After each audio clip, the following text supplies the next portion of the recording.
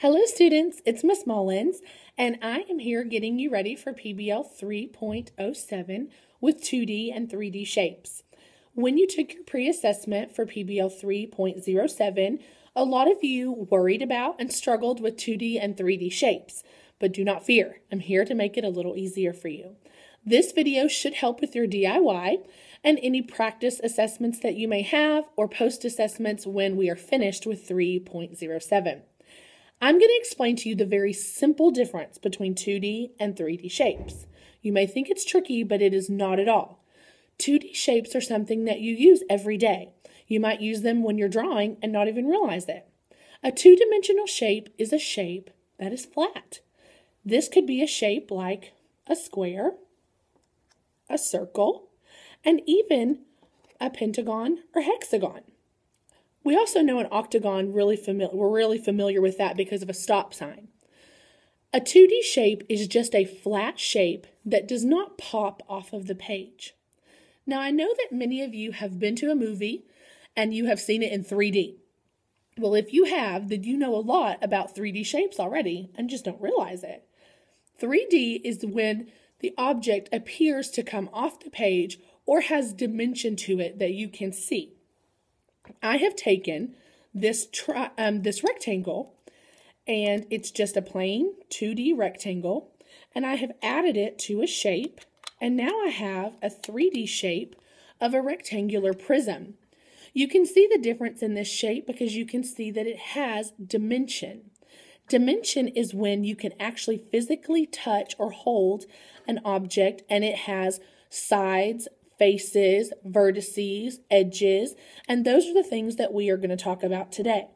On your pre-assessment, you saw a lot of those terms, that language, and you may not have known what it is. I'm going to hold this very closely for you so that you can see the things that I'm talking about. The first thing that we're going to talk about is a vertice. A vertice is pretty simply a corner. So this is a corner here, and it's kind of the point or the sharp point of the object. And you can see that the corners are what we call vertices. So there's 1, 2, 3, 4, but it does not stop there because there's the bottom. 5, 6, 7, 8. In this rectangular prism, there are 8 vertices. It's very easy to see when you have it in your hand, and you'll be using these in your classroom. So you'll be able to see more easily the way that these show up for you as a vertice. There's also something that we have. We all have a face, and a 3D object also has a face. The face is the smooth part of an object that you can kind of drum on, or it lays flat. This, if you see, is the flat, easy part that I could drum on, and this is the face, or one of the faces of this rectangular prism. A lot of times, 3D objects have several different faces. This one has quite a few. Let's count them. Here's this flat, smooth part. So this is 1 face, 2 faces, 3, 4, 5, 6 faces.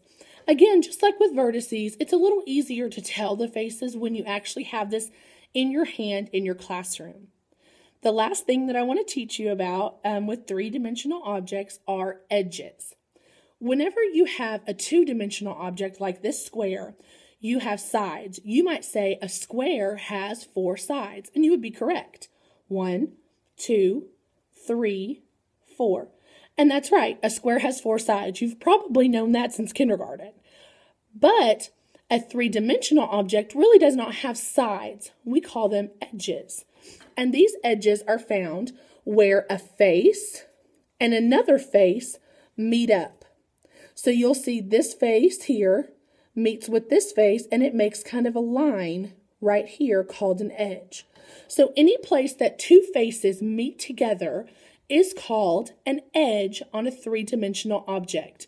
There are many edges, and they're much easier to see, like I've been saying,